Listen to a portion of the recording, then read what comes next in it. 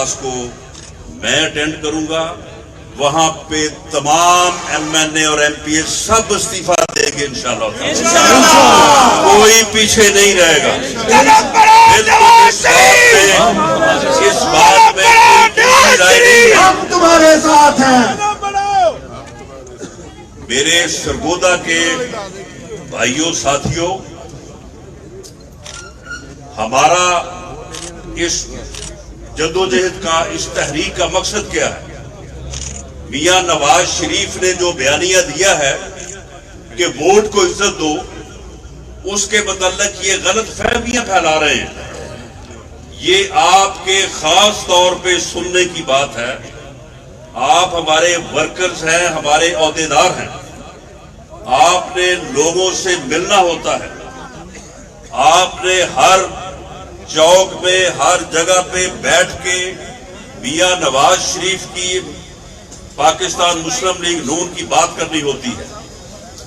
Vote کو عزت دو سے یہ مراد نہیں ہے کہ ووٹ ہمیں دو. یہ ووٹر کی مرضی ہے، وہ ووٹ کس کو مرضی دے. لیکن اس سے مراد یہ ہے کہ ووٹ کے فیصلے کی عزت کرو، ووٹ کے فیصلے کو تسلیم کرو. یہ نہیں کہ ووٹ کا فیصلہ جو ہے وہ کسی اور کے حق میں ہو اور آپ کسی اور کو جو ہے وہ جا کے اسمبلی میں بٹھا دیں. ایسے نہیں ہو سکتا. اور اگر یہ ہوگا تو پھر یہ ملک آگے نہیں بڑھے گا. اور اگر ہر مرتبہ یہ ڈرامہ رچایا جائے گا جو کہ اس ملک میں 70 سالوں سے کئی دفعہ رچایا گیا ہے، تو یہ ملک جو ہے یہ خوشحال نہیں ہو سکتا. یہاں سے غربت دور نہیں ہو سکتی. یہاں پہ ہر آدمی کو فری علاج نہیں مل سکتا. یہاں پہ ہر آدمی کو روزگار نہیں مل سکتا. یہاں پہ ہر آدمی کو گھر نہیں مل سکتا. کیونکہ جب ملک ترقی نہیں کرے گا تو پھر یہ چیزیں نہیں ہوں گی. میں آپ کو مختصر طور پہ یہ یاد دلانا چاہتا ہوں کہ آج سے 20 سال پہلے 99 میں 98 میں آپ مجھے بتائیں کہ جب ہندوستان نے ایٹمی دھماکے کیے تھے اور ہندوستان کا وزیر داخلہ ایل کے اڈوانی کہہ رہا تھا کہ اب پاکستان کو ہندوستان کے ساتھ بات کرنے کا طریقہ سیکھنا چاہیے کیونکہ ہم ایک ایٹمی قوت ہیں، اور پوری قوم جو ہے وہ فکر مند تھی، پریشان تھی. تو اس وقت پاکستان میں اتنی طاقت تھی، پاکستان میں اتنی ہمت تھی کہ وہ امریکہ کے صدر کے 5 ٹیلی فونوں کے باوجود، وہ پوری دنیا کی دھمکیاں کے باوجود، وہ پوری دنیا کے بائیکاٹ کی دھمکی کے باوجود، وہ میاں نواز شریف کی قیادت میں پاکستان نے امریکن صدر کے 5 ٹیلی فونوں کے نتیجے میں 6 ایٹمی دھماکے کر کے پاکستان کو ایٹمی قوت بنایا. پاکستان میں اتنی طاقت تھی. آپ مجھے بتائیں کہ اس وقت کوئی لوڈ شیڈنگ تھی؟ یہ میرے بزرگ صاحب نے بیٹھے ہیں، ان کو پوری طرح سے ادراک ہے آج سے 20 سال پہلے کی بات کا بھی. اس ملک میں کوئی لوڈ شیڈنگ نہیں تھی. اس ملک میں کوئی دہشت گردی نہیں تھی. اس ملک میں کبھی خود کش حملہ نہیں ہوا تھا. اور پاکستان اتنا طاقتور تھا، پاکستان ترقی کے راستے پہ اتنا آگے بڑھ رہا تھا کہ ملیشیا، انڈونیشیا اور ٹرکی سے لوگ یہاں پہ آ رہے تھے کہ ہم دیکھیں گے پاکستان کیسے ترقی کر رہا ہے، پاکستان کیسے آگے بڑھ رہا ہے. پوری دنیا کے اخبارات اور رسائل یہ لکھ رہے تھے کہ پاکستان جو ہے وہ ایشین ٹائگر بننے جا رہا ہے. اس کے بعد پھر 12 اکتوبر آ گیا. 12 اکتوبر کیا تھا؟ 12 اکتوبر ووٹ کو کی عزت کو کی توہین تھا.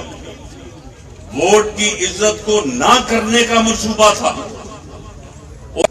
حسین شہید شور وردی جو تھا اسے پکڑ لیا کہ جی اس نے تو بڑی کرپشن کی ہے. اس نے کہا بڑھو، میرا تو پورے پاکستان میں مکان بھی نہیں ہے، میں نے کون سی کرپشن کی ہے. وہی کہانی ایک ہی ہے. اور پھر 12 اکتوبر کے بعد کیا ہوا؟ کون سی کرپشن پکڑی انہوں نے؟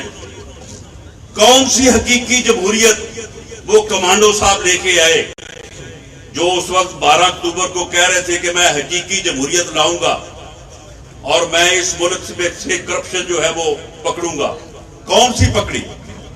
اور اگلے 13 سالوں میں 12 سالوں میں اس ملک میں لوڈ شیڈنگ کا حال یہ تھا کہ جب 2013 میں دوبارہ میاں نواز شریف برسر اقتدار آئے تو اس وقت 24 میں سے 20 گھنٹے کی لوڈ شیڈنگ تھی، اور اس وقت دہشت گردی کا حال یہ تھا کہ سوات تک وہ پہنچ چکے تھے اور اسلام آباد پہنچنے والے تھے، اور جو اخبار رسائل یہ لکھ رہے تھے کہ پاکستان ایشین ٹائگر بننے جا رہا ہے، اگلے 10-12 سالوں میں وہ لکھ رہے تھے کہ پاکستان ڈیفالٹ کرنے جا رہا ہے۔ یہ تھا ووٹ کی عزت نہ کرنے کا اور ووٹ کو پاؤں تلے بوٹ تلے مسلنے کا نتیجہ۔ 2013 میں دوبارہ قوم نے مینڈیٹ دیا، میاں نواز شریف دوبارہ برسر اقتدار آئے۔ 4 سال میں 13 سے 2017 تک آپ مجھے بتائیں کہ اس ملک سے لوڈ شیڈنگ ختم ہوئی کہ نہیں ہوئی؟